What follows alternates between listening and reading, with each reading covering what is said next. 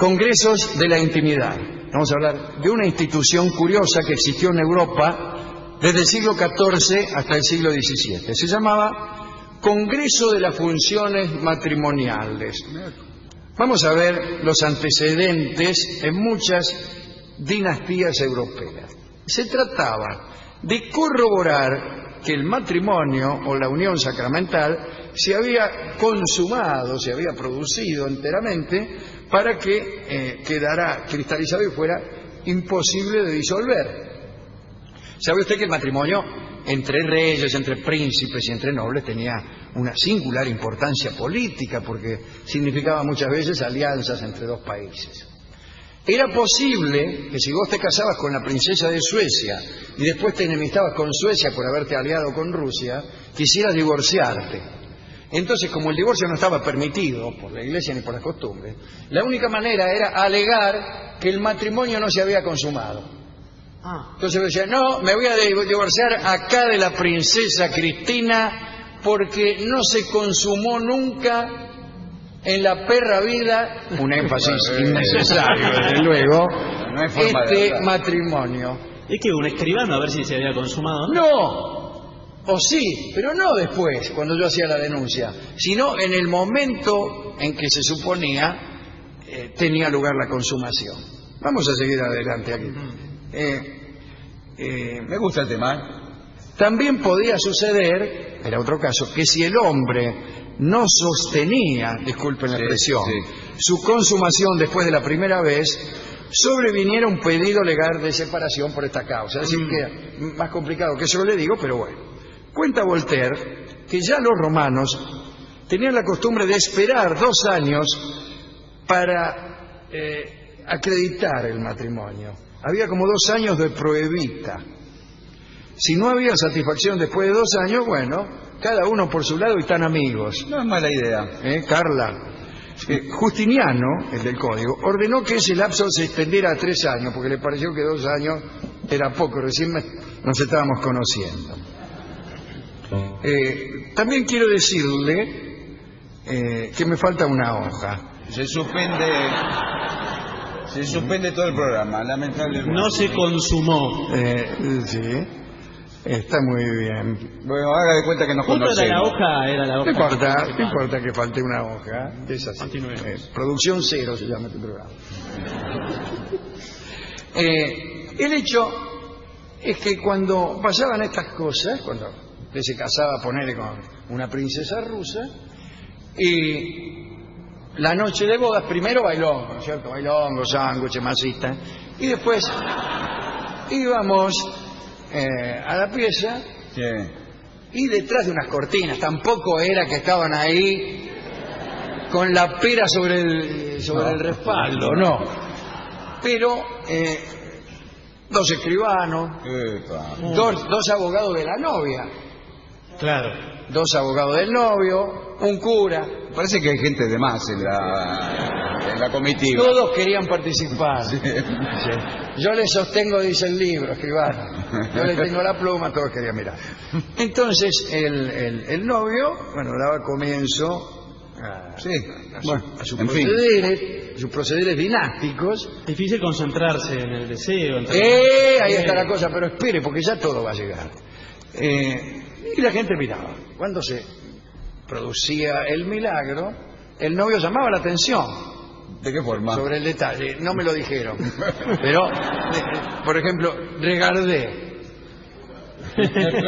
Mire lo que está ocurriendo. Y los escribanos certificados firmaban un acta, siendo las 3:15 de la mañana, el ciudadano Luis Capeto, más conocido como Luis XVI, visitó con todo éxito a su señora esposa, la hija de la emperatriz de Austria, quien manifestó su regocijo mediante enérgicos movimientos de ceja.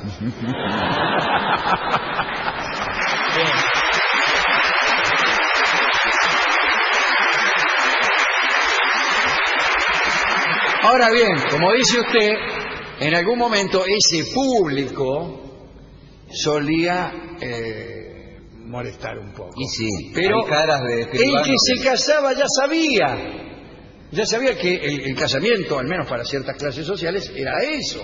O sea que formaba parte del ritual el tener unas 6, 7 o 15 personas en la pieza. Ojo que si tenés el público a favor. Sí, lo peor es que algunos tenían el público en contra, ¿no? Ese es el problema. Entrar el tipo, empezaban los prolegómenos, ¿no? Nunca te dijeron que X, sabías que... Y corrían apuestas y ese tipo de- No, y el público empezaba... todo. Y así, ahí sí, que no hay dinastía que se salve. Ahora, muy bien, en aquella época, o en muchas épocas en realidad, algunos hombres que no podían amar a sus esposas se consideraban a sí mismos como hechizados.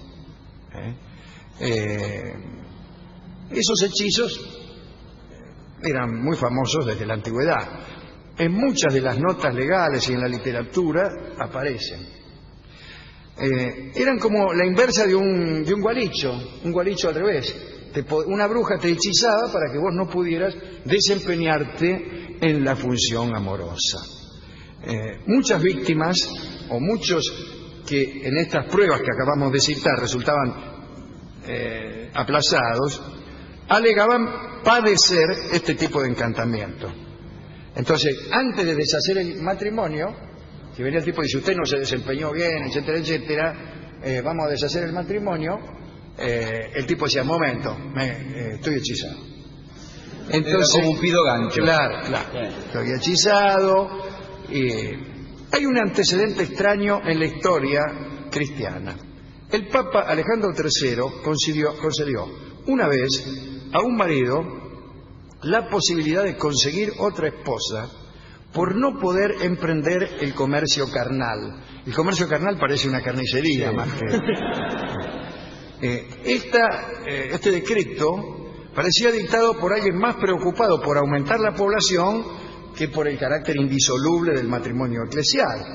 Y Voltaire se pregunta cómo es tan poco conocida esa ley de un papa y cómo es que los maridos no se lo saben de memoria. Pero vamos puntualmente a algunos casos concretos de este Congreso de Funciones Maritales.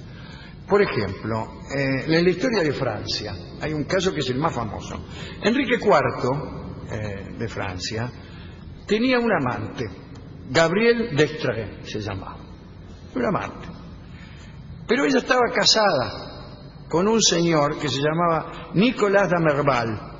Lo habían casado incluso para favorecer la condición de favorita que tenía Gabrielle d'Estrées. Cuando el rey de Francia tenía una favorita, lo primero que hacía era casarla con otro tipo, que era un tipo que él elegía, claro, medio pavo, un testaferro. Claro. Así como uno cuando uno lo deja una novia, lo que prefiere es que se ponga de novia con uno peor que uno, con un tipo incompetente. Bueno, del mismo modo, el rey de Francia casaba a sus amantes con un tipo incompetente. Esta Gabrielle d'Estrées, que era bellísima, también, y lo digo fuera de programa, ahora que estamos solos, Sí, dígalo. Sí, marcaba 1.36 la milla. Y fue esta la protagonista de aquella famosa anécdota del amante abajo de la cama. Gabriel tenía un amante. Y en una de ellas estaba con el niato, que era un noble llamado Bellegarde, de apellido. Y dice, viene el rey. Y el Bellegarde se escondió abajo de la cama. No quisiera ser delegado. Y llegó Enrique de Navarra, Enrique IV, aquel que dijo la frase París bien vale una misa, porque se convirtió para ser rey del protestantismo al catolicismo. Viene y se acuesta con la mina. ¿Qué tal? ¿Qué sé yo? Está lindo para X. Bla, bla, bla. Un buen rato tiene un encuentro amoroso con Gabriel. Y el tipo abajo. Y el tipo abajo. El Bellegarde abajo. Y Enrique muy contento, el rey, qué sé yo. Por ahí manda a pedir a un sirviente unos caramelos, unos dulces. Y el sirviente le trae unos dulces y el rey, lo más contento en la cama, a morfar dulce. Y está morfando y por ahí tira 4 o 5 para abajo de la cama. Y después se levanta y se va a la risotada. Extraordinario. Muy bien. Extraordinario. Mucho nivel. Ese era el rey Enrique y ese era su amante. Gabriel, que estaba casada con un incompetente como el señor Damerval. Bueno, Enrique tuvo un hijo que se llamaba César con Gabriele, pero ese hijo legalmente no era hijo del rey, sino de Nicolás, que era el esposo que se le había elegido a Gabriele. En realidad había una total certeza respecto a la paternidad de Enrique, porque Gabriele no se unía a su esposo, por no decir otra cosa, desde hacía largo tiempo. Y Enrique estaba triste porque quería legitimar su paternidad para disfrutar más del chico, ¿no? En consecuencia, le pareció conveniente entablar los procedimientos necesarios para conseguir casarse con Gabriele. Quería casarse él con ella. Para eso ella debía divorciarse del tipo. Bueno, Gabriel, a petición del rey, le mandó al obispo de Amiens una súplica curiosa. Decía, por favor, dice, lea esto. Se declara que Gabrielle d'Estrées, a los 18 años, fue casada por la fuerza con Nicolás Damerval. Sin embargo, durante los últimos 2 años, no ha vivido ni conversado con su marido, como se acostumbra hacer entre personas casadas. Y eso, decía Gabriel, era consecuencia de la impotencia del esposo. Convocado por el obispo, Nicolás Damerval respondió que su impotencia última se debía a una caída del caballo. Dice, me caí del caballo y me gustó. Ah, no. Me caí del caballo y me lastimé. Agregó que no había falta de amor ni de voluntad, que había intentado varias veces complacer a su esposa, pero Gabriela insistió, se declaró lesionada por no haber recibido el cumplimiento del débito conyugal. Y se inició un proceso que naturalmente divirtió mucho a la gente. Imagínense, un proceso, Iván todo estaba así de lleno. Cuando pregunté, ¿usted cuántas veces molesta a su esposa por semana? ¡Ah, ja, ja! Se reían todos.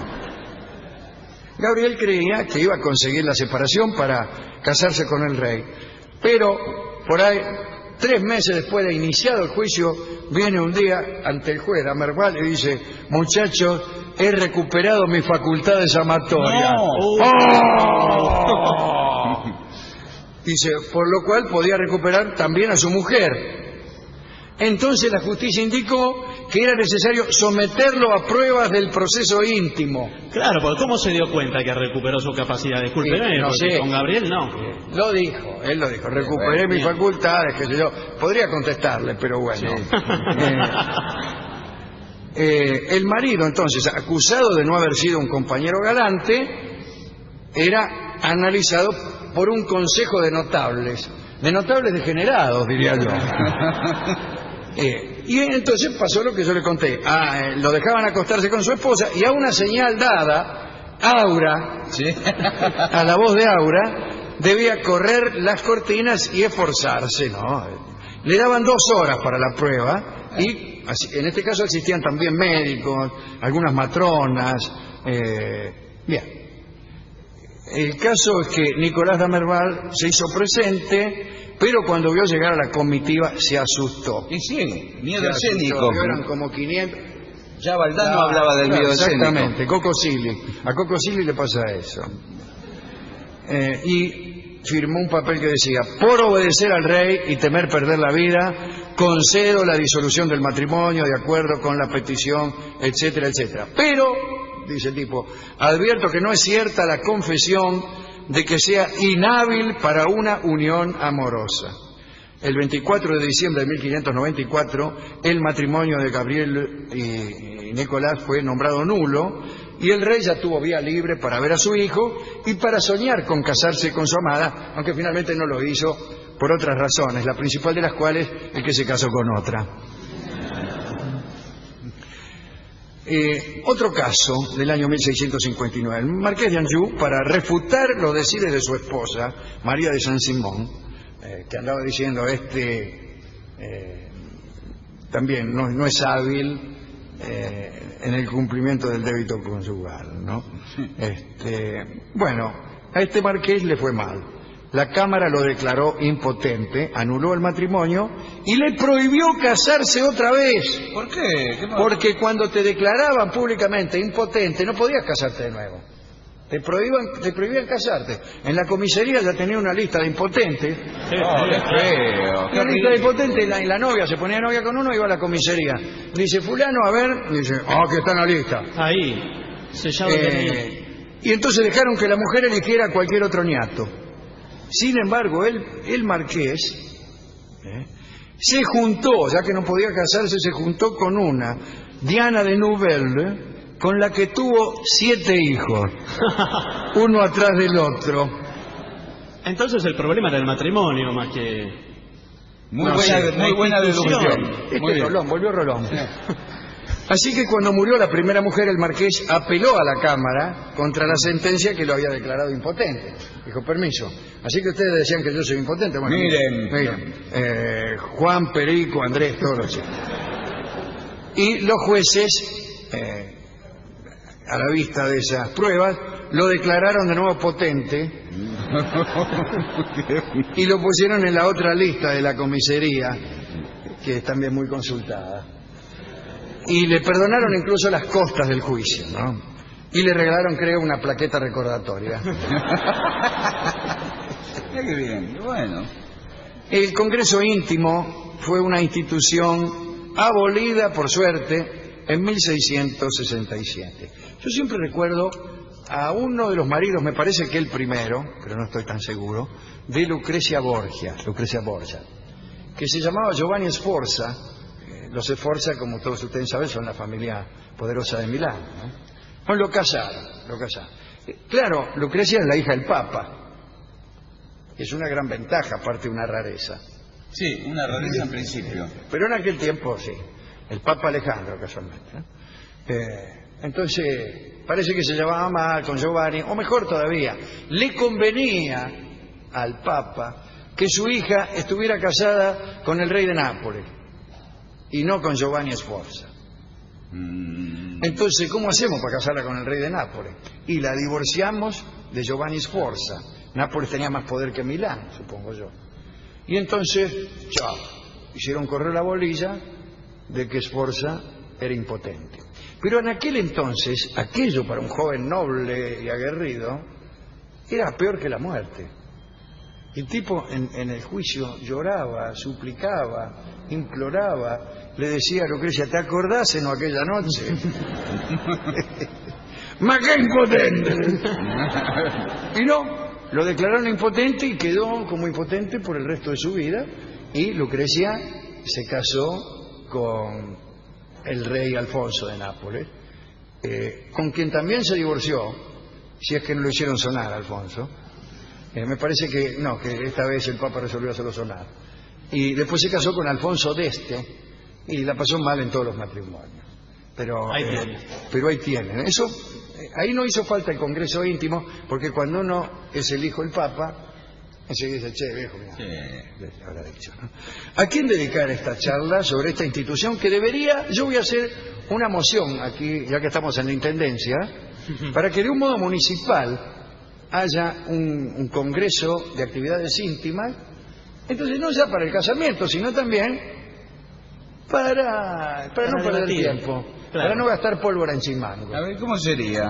Viene, se somete, sale con una mina y dice, muy bien, prueba. La misma pareja pide prueba. Pide prueba, bueno, pide... comité, para que incluso no parezca que uno es el que tiene mala voluntad.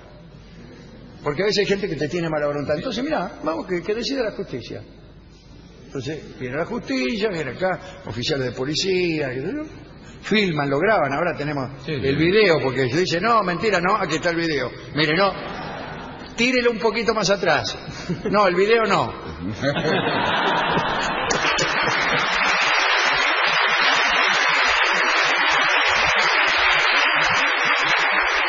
Bueno, vamos a formular una noción, entonces. Hemos ido a la discoteca para... No va a haber un taco de impotente. Había. ¿En serio? No, pero sí el tango de estos lances tan comprometidos, que se llama Mano Brava. Epa. Que esa era otra lista que también tenían en la comisaría. escucharemos la bellísima milonga que lleva por título Mano Brava, en conmemoración de todos estos hechos y de algunos otros, en la versión de don Horacio Salgán. ¡Adelante!